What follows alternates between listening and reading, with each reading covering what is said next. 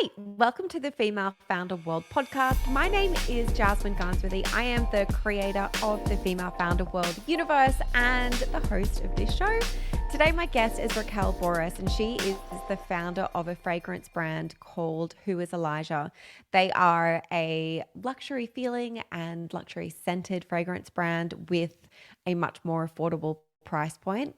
She started the business when she was 23 and she was working as a executive assistant. She did not have like a huge social media following. She didn't come from a family of entrepreneurs. She used her own money to get this business off the ground and is just one of those people that I love talking to because I think that you hear from her and you're like, okay, I can totally make my idea happen. The business is now 5 years old and it's valued at around 20 million Australian dollars and she's had 2 babies along the way. So speaking to her and figuring out how she's done that and what it takes and how she's figured all of this out along the way is very, very inspiring. And we also talk a lot about how she's been scaling the business in the last couple of years as well, and some resources that have helped her and her team up level in the company that will help everyone no matter what stage you're at in building a business or working for a founder-led brand, maybe in marketing or ops. I think this would be really good for you as well.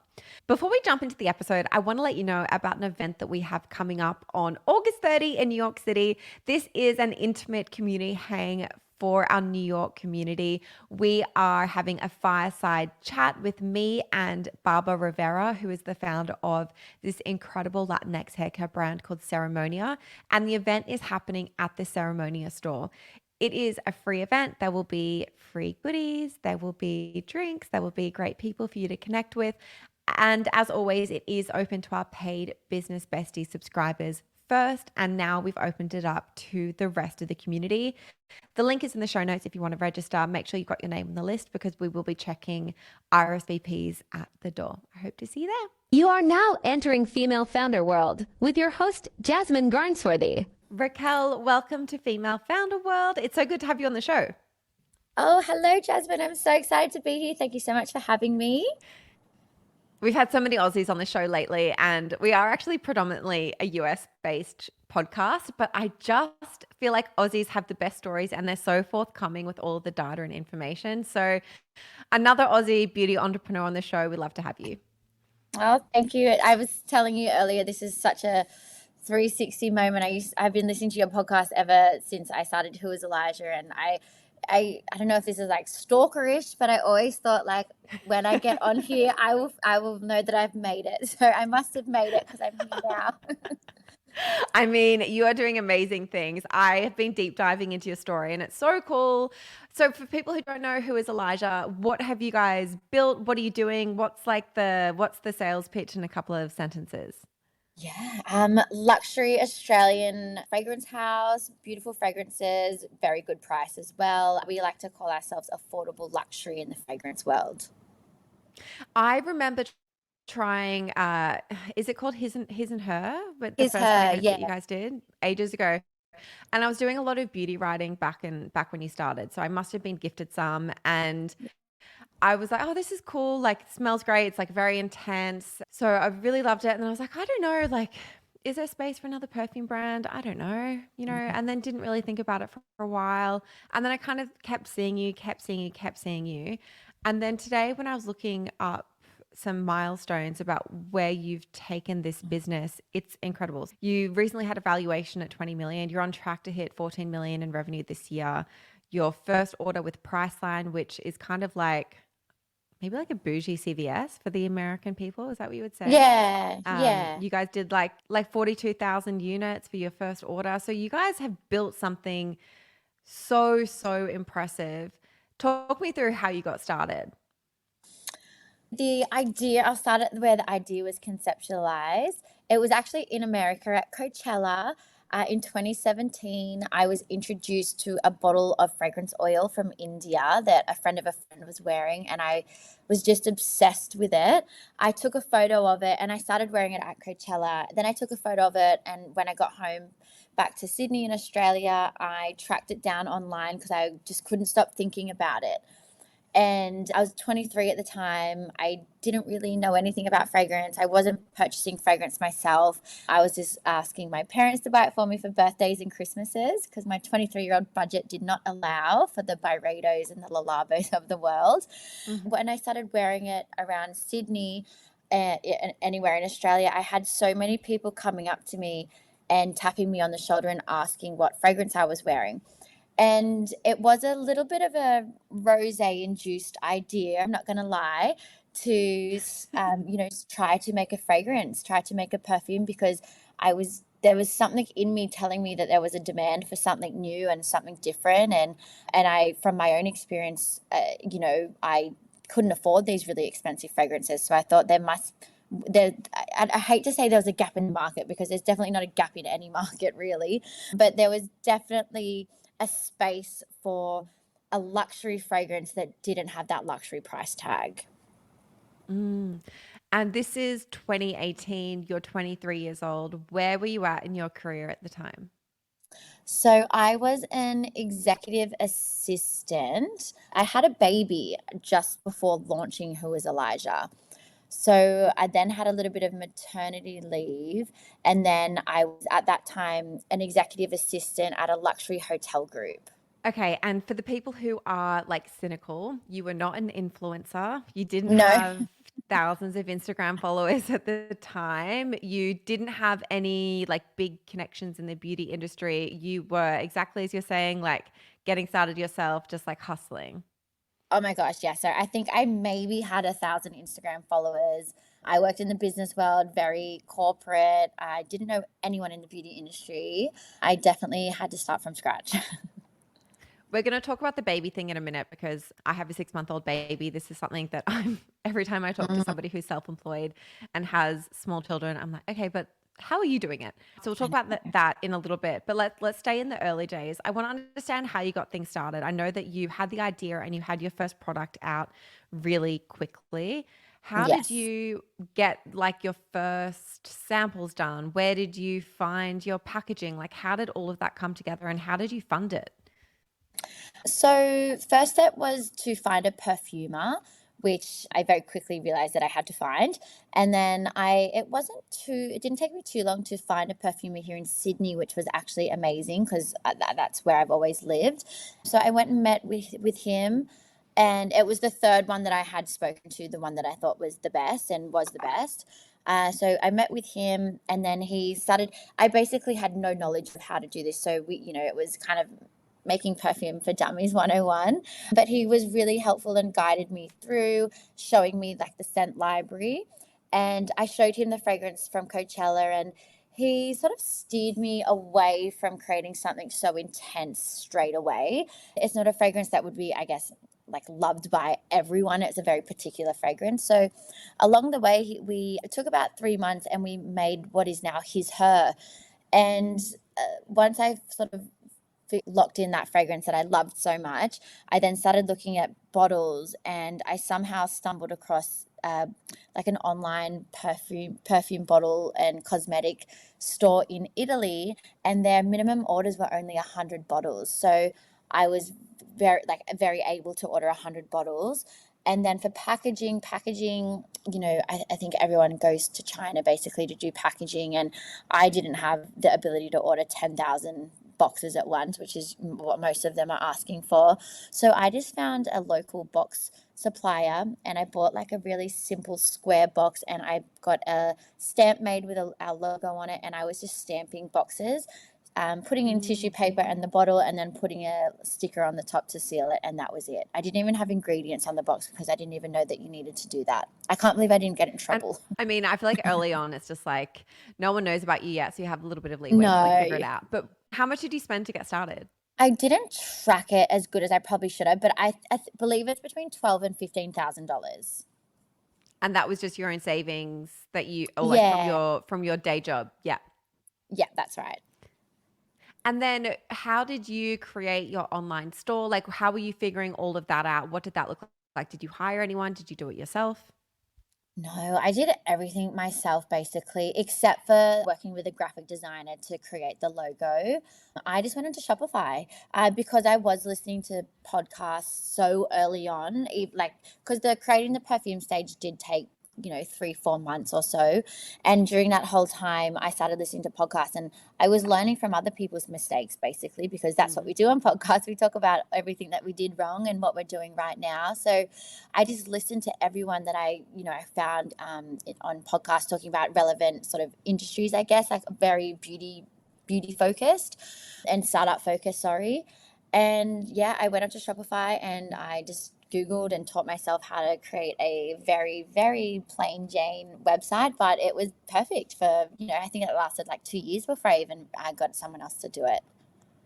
And we don't always spend this much time on the show talking about like the early days. And we are going to get into a little bit more about like the lessons that you've had as you're scaling the business and your lessons through building wholesale and e-commerce. And we'll get into all of that for people who are a little bit further along in building a company. But I wanted to talk about the early days of your business because I do think it's really expansive for people to hear that you were able to figure it out and how you were able to get started in a really scrappy way. You're still totally self-funded. And I just think it's really good to hear those stories about people to get that feeling of like, okay, shit, yeah, like I can actually do this too. And that's why I wanted to spend some time on the very like early nascent stage of building Who is Elijah. Yes, well, I've got many stories to tell of the early days. I know that when you kind of got started, you were like hitting the pavement, you wanted to grow through wholesale, and you didn't understand like Instagram or how to get started on that piece. Talk me through how you were getting those first sales and what that first year really looked like. I launched the website with one fragrance, which was His Her, in October 2018. And of course, no one rushed to the website because no one even knew it existed or who I was or or what the perfume was. So I straight away said to myself, well, I need to get this into stores, because I think we've all, walked into department stores, especially, and seen, shelves and shelves and shelves of perfume. So it wasn't something that I was ignorant about of, perfume typically being available in stores. And I just walked into stores that were in around Sydney and introduced myself and said, hi, I'm Raquel and I've made a fragrance and it's made here in Australia and I would love for you to smell it. And then I gave it to them to smell, and 9 times out of 10 people loved it. And when I suggested that they stock in their store, they said yes. So that's what I did. And for any stores that I found online or knew about outside of New South Wales or outside of Sydney, I was just sending them samples in the post. And I actually, sending them in the post, sending them a little email about me to introduce them to myself and the brand, and explaining, my little backstory. And I had a really good, success rate of getting on these new stores, which was amazing. I think within probably 18 months, we had maybe 30 stores, which now sounds not that much, but back then it was definitely, it was incredible to have that many stores. And because I was hand bottling these fragrances myself and also working full time, I was bringing on as much as I could handle by myself, if that makes sense. Yeah, wow. Okay, so you had your first 30 stores. How much revenue do you think you did in that first year? These are the things I wish that I could kept track of, but I think definitely less than 50,000. Like, we definitely weren't doing $1,000 a week back then. Maybe even closer to $30,000 to $40,000. Okay, so if we're talking then, I mean, we're 5 years later and you're on track to hit like up around 14 million Australian in revenue. Where has this growth come from? I know that you've got a lot bigger retailers. You're in Adore and Priceline, two really big retailers in Australia. Talk me through what some of those moments were when it just like switched from being this like small kind of little business with independent boutiques into a bigger beauty company. I think the first moment was back in July 2020 when I secured David Jones, which I guess is like the equivalent of, I don't know, maybe like a Neiman Marcus, do you think, for the US listeners? So our first department Except store. we only have like two. We only have like two retail. You know what I mean? Like there's no other competitor. It's like Neiman Marcus if there was only Neiman Marcus and one other, Right. multi-brand retailer. Yeah. Yes. Okay. That's a good point. So yes, David Jones, I guess, is our only major retailer here department major retailer. So that was my first sliding door moment. That once I secured David Jones was when I actually quit my full-time job, which was really exciting. Then the next moment was in January 2021 when we secured Adore Beauty. So Adore Beauty was a huge turning point for Who is Elijah, and still to this day we're partnered with them, and I will always give kudos and thanks to them because they've helped us give like high brand recognition. That like the Adore Beauty community is amazing, and the whole team really loved my fragrances and really pushed, not even pushed to sell, but just pushed them, like they just talked about it so much with their community. And I remember the first month that we launched with them, which was January 2021, they had to reorder 3 times, and because we just kept selling out, because they did an article in their like Beauty IQ community, and it was just such a beautiful article, and it was so genuine, and they sold hundreds and hundreds of bottles within like 3 weeks, and we didn't have any stock left. Wow. And we were getting air freight. We had to get 2 air freights in just to keep up with their orders, which was just incredible. And I mean, the order volume that they do now is just, it's out of control. And You were then talking to me before the show, and you were saying that when Priceline put in their first order of like 42,000 units, you were still hand bottling all of the fragrances, which is just like, I feel tired just thinking about that. That is so intense. When did you make the switch to outsourcing that, and how did you figure out that piece? No, we are still hand filling the bottles. Like Priceline was Wow. only 2 months ago. Yeah, so Priceline was maybe 3 months ago now. Nearly 3 months ago, we got the order, and then we filled it within 4 weeks. I think it was 3 or 4 weeks. We actually got our first machine delivered today. Would you believe it? Because the machines were really hard to find, and I mean, some of them are $1 million, which I just, we don't have that cash laying around. So we found one for our 2 ml and 10 ml bottles, which are our most highly consumed bottles. So that is here today. We need to buy like this special generator that's hopefully a bit quiet. And then that's our first machine. And Priceline nearly killed us. Wow. But in the best way. Like it's been life-changing. It's changed my life. And, we've been able to I think we've hired like 6 people since then just to help with production and dispatch, which is really, really cool. Really cool. So you obviously wanted to keep all that piece of things in-house. You're not outsourcing that. I'm sure you could have found someone who would have done that production for you, but it sounds like you've intentionally decided to keep that close. What does the team look like, and what is that structure around fulfillment and production now? So we have about 15 staff that we call them like production managers. So they're the ones that are filling the bottles, labeling and putting them in the packaging, ready for, I guess, creating the finished goods. And then we have 2 people that dispatch our retail orders. And then we've actually just outsourced to a 3PL here in Sydney to do our online orders, just because a couple of reasons. We were running out of room of people, and we didn't have enough space, and then running out of space to hold the stock. And it's just a big job off our shoulders. Then we can all focus on just creating perfect product. And then upstairs we have our marketing manager. We just hired a sales director for our global sales director, I should say. And then it's myself and my husband and my amazing executive assistant. And that's it. We're not a huge team. There's about 20 of us. Okay, and I also know that recently you have started looking at expanding into the UK. And I think this is we've like lined up this interview very quickly because I saw a video that went pretty viral actually that you did, that was about you saying goodbye to your little boy while you were going off on this like big work trip. Was that the London trip? Yeah, that was it. I forgot that's how you found me. Yes, so after the very I hate to say it, that like took 5 years, but that overnight success of Priceline, I just sort of started thinking to myself, well, who are the Pricelines of the world? Because that's where we need to be to get into people's hands faster, and even just having easy, accessible locations for people to go in store to try our fragrances. So straight away I thought Boots in the UK, and I reached out to them. I found one of their buyers through LinkedIn, and I honestly I should be in the FBI. I kind of just guessed and worked out what their email addresses were. One of my emails got through and they responded to me the next day. I got the contact and the delivery details to send the samples to, and they received them within, a few days, and they loved the samples. However, one of the roadblocks was that we're a new brand over there. Essentially, not many people know who we are, and shelf space is quite limited in these big retail stores. So they're saving those spaces for more in-demand products. So I am not one to take no for an answer. Not that it was a no, but it wasn't a yes either.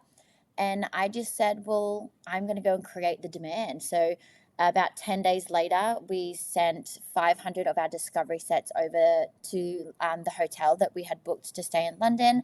And myself and my marketing manager flew over there. And for 2 days, we stood in front of a few Boots locations and handed out discovery sets to customers walking in and out of the stores. And the content was amazing, and they did notice us, and we're still haven't got a yes, but I'm not giving up. But it had a lot of other positive outcomes as well. Like a lot of other retailers there took notice of us, and we're now in conversations with them, and we got 500 new customers.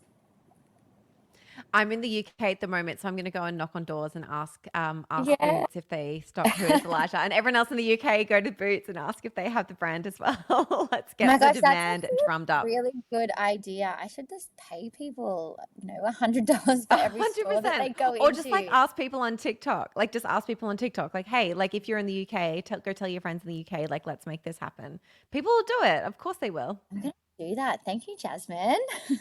Yeah. Of course.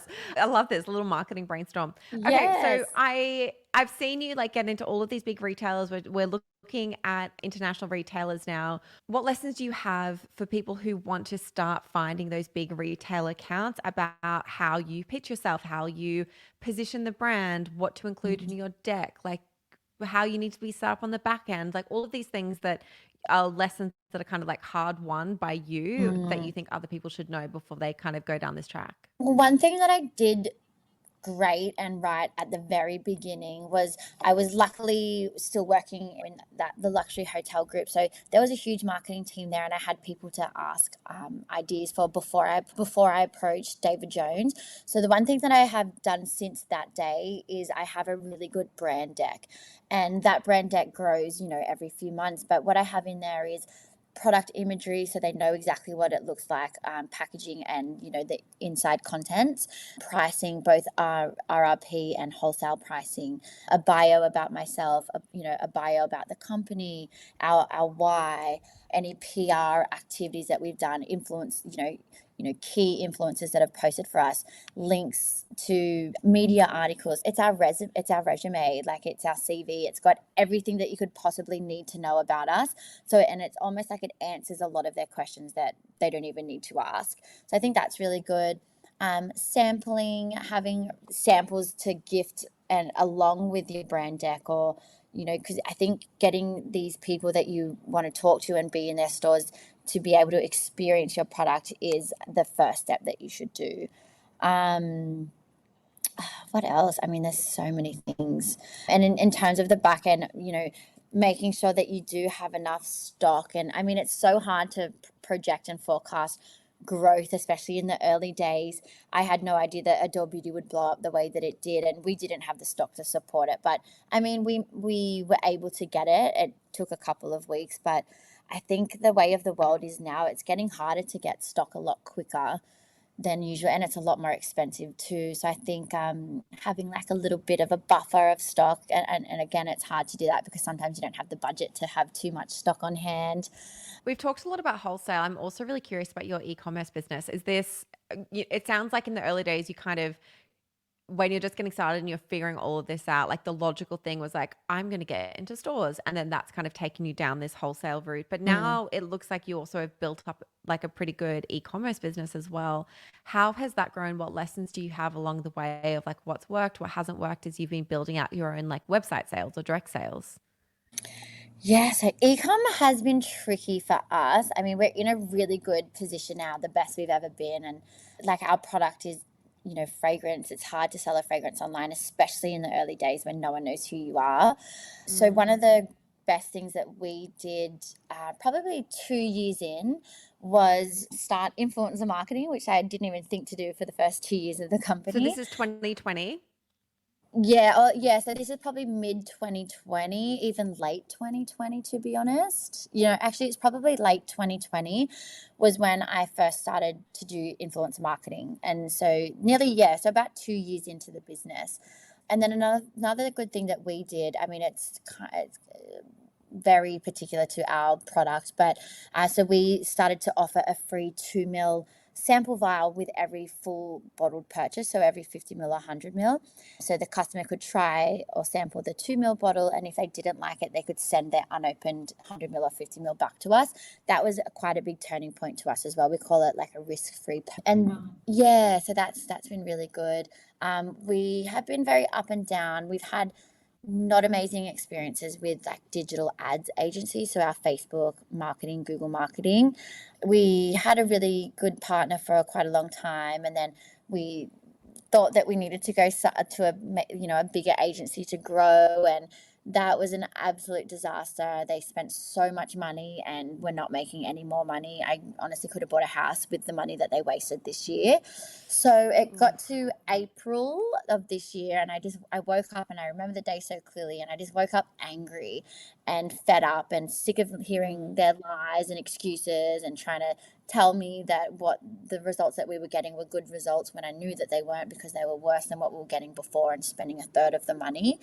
So my husband, the angel, decided, okay, like, look, it cannot be that hard to do Facebook marketing. Like, everybody does it. So I'm going to learn how to do it. And he joined what is called the J Wright community. It's J Wright. And he learned how to do Facebook marketing in less than 6 weeks. And we've now nearly doubled our revenue with, less than half of the ad spend that the agency was doing before. And it's been it's been, again, life-changing. And now we know how easy it is and why these agencies send you and take you to all of these fluffy lunches. It's because they don't actually spend that much time doing pressing the buttons that they need to press. They're just fluffing around, I think. Maybe not all of them, but that's definitely been our experience. I just think this is such an important thing to cover. I also, when I had my beauty business, wasted a shitload of money on digital ads. I think it was a mix of like the agency being full, like lying, exactly what you just said, just like telling us it was good results. And I was like, but this isn't the results other people I know are getting.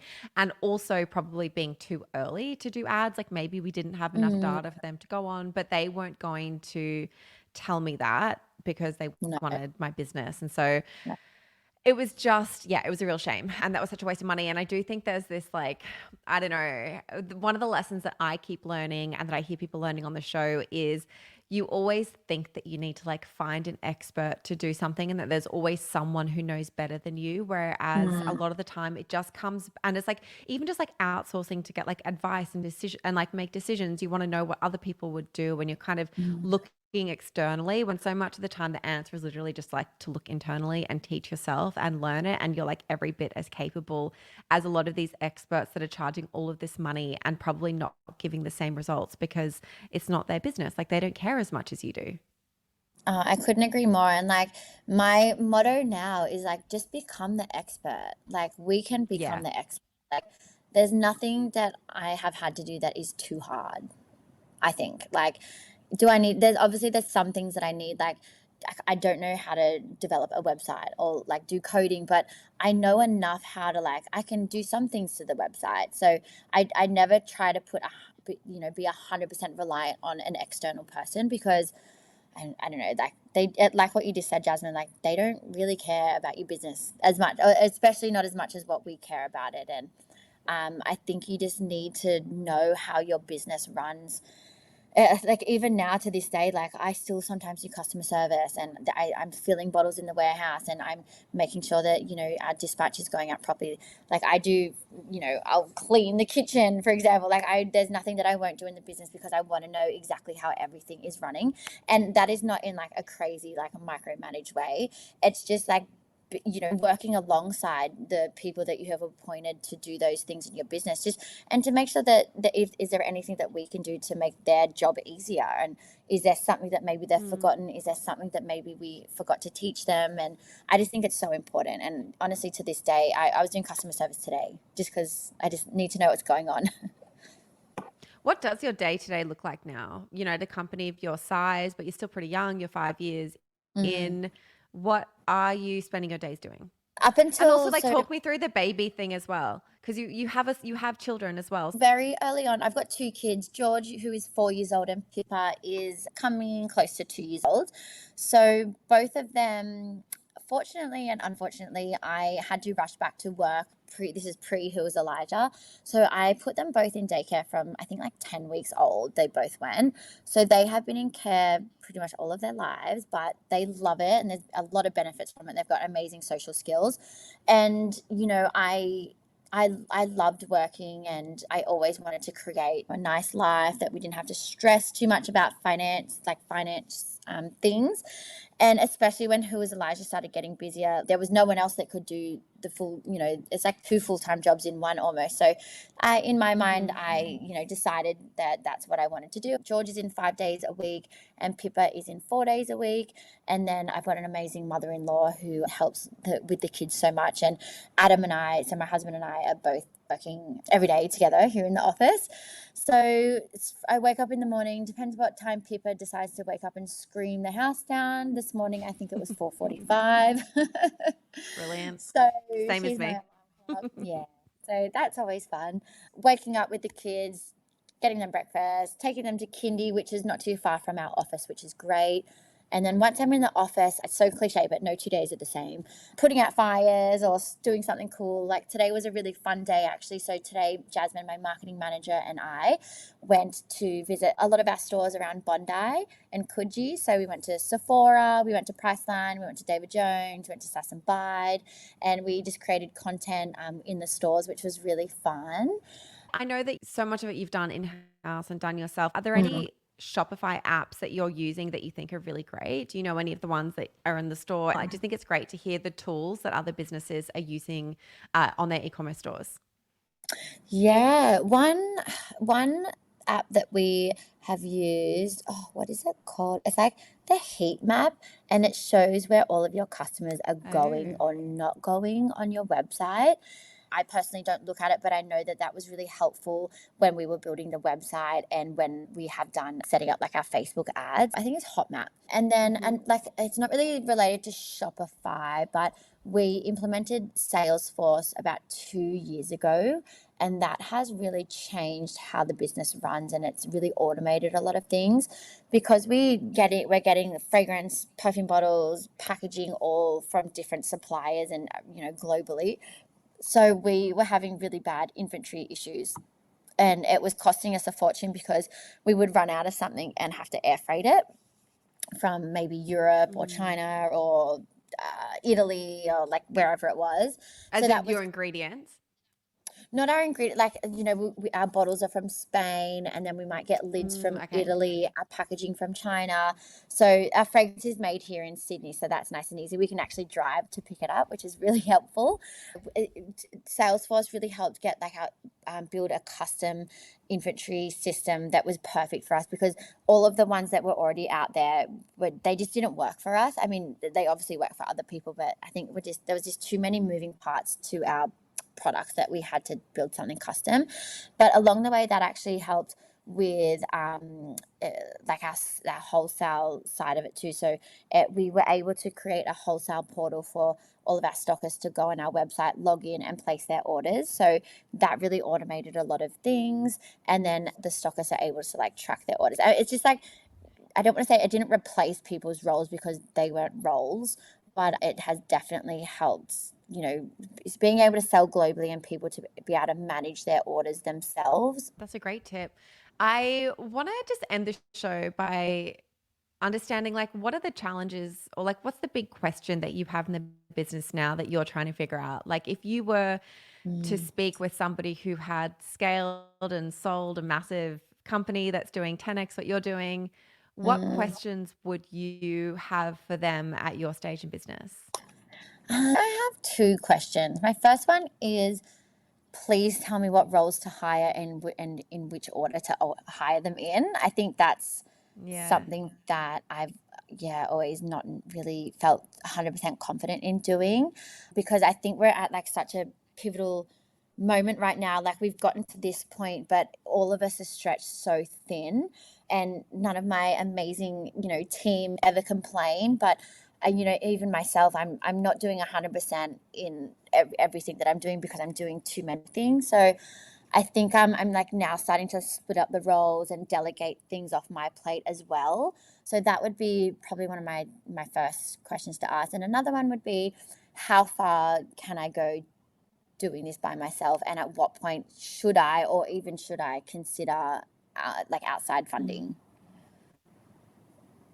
Awesome questions. Okay, amazing. Raquel, thank you so much for coming on Female Founder World. This has been a great conversation. I've loved chatting with you. I'm going to hit you up when I'm in Sydney at the end of the year, and maybe we can go have a coffee or a wine. Oh, I would love that. Thank you so much, Jasmine. Yeah. So lovely to talk to you. Of course.